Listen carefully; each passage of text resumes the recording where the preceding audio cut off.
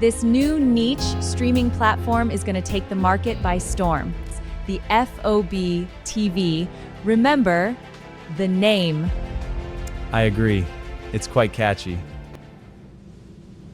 Are you a veteran? Yes, I am. Me too. The FOB TV is like a digital VFW hall for us.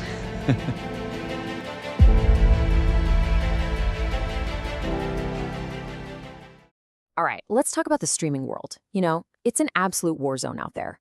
You've got the giants, Netflix, Amazon, all of them, fighting tooth and nail for our attention.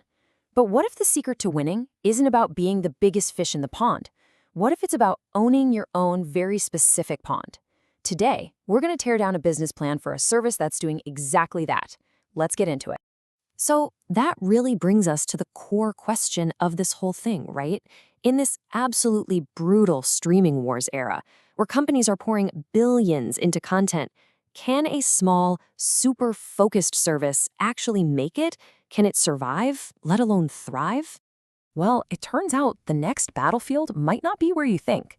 It's not about trying to capture everybody. It's about serving one specific, passionate community and serving them really, really well. And this slide says it all. I mean, look at the difference.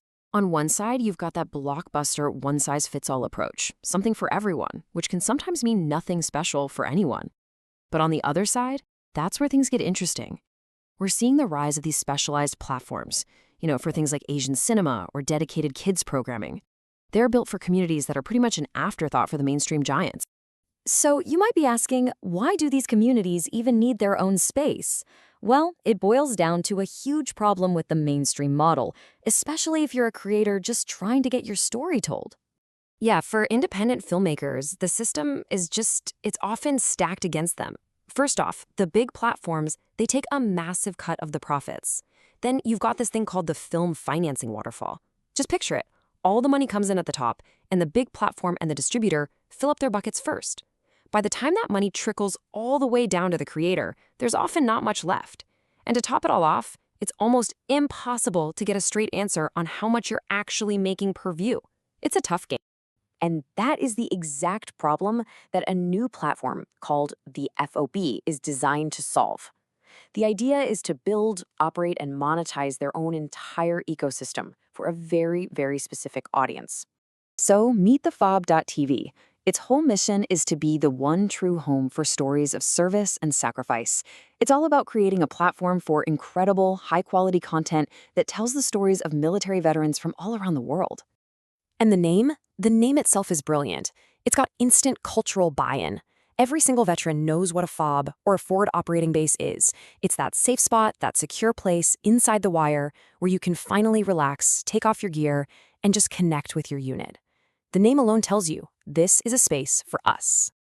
And this quote from the business plan just nails it. They make it crystal clear. This is not just Netflix for veterans. No way.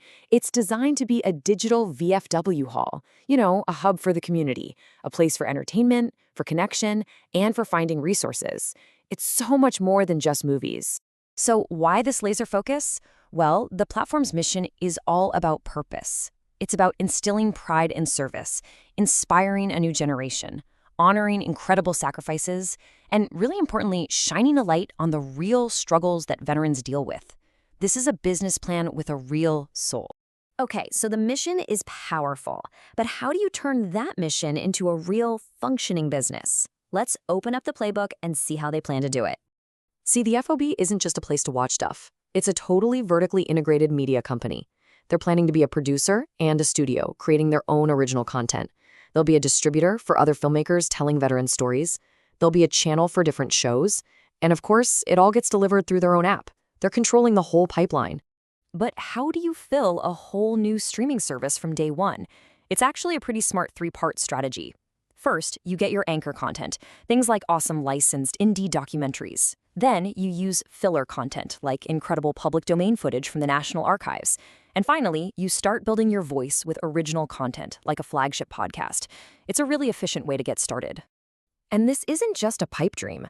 There's a clear, methodical roadmap to get there. The plan lays out every step, from launching the team in March, all the way to having a working prototype of the platform ready to go by the summer. You can see they've actually thought this through. Okay, we've got the mission, we've got the plan, but what about the money? This right here is where this niche idea starts to look like a potential giant. It all starts pretty simply. The basic subscription is just $9.95 a month. Totally affordable. A really easy entry point for anyone who's interested. But now let's scale that up, based on what they feel is a conservative guess. Capturing just 2 million veteran subscribers, the potential annual revenue is over $238 million. And remember, that's just from the core audience. We're talking about a super loyal community that's actively looking for content that gets them. But wait, here's the real kicker. The business plan projects an even bigger audience of non-veterans who are fascinated by these stories of service. If they can tap into that crossover market, we're talking about a potential $5.2 billion in additional revenue every year. I mean, that is just staggering. So, at the end of the day, this business plan is about so much more than just streaming movies or chasing big revenue numbers. It's really about building a digital home, a true hub for a global community. And that right there is the biggest takeaway. It's not just about what's playing on the screen.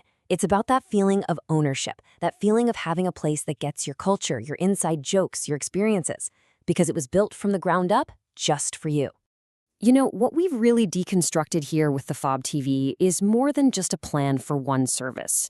It's basically a blueprint. It's a playbook for how any underserved community with a shared passion can carve out its own digital home in a world that's dominated by these massive, generic giants. Which kind of leaves us with one final thought to chew on. In this crazy digital world we live in, what other community out there, whether it's a profession, a hobby, a shared background, what community deserves to have its own Fob built for them next? Thanks for tuning in for this explainer.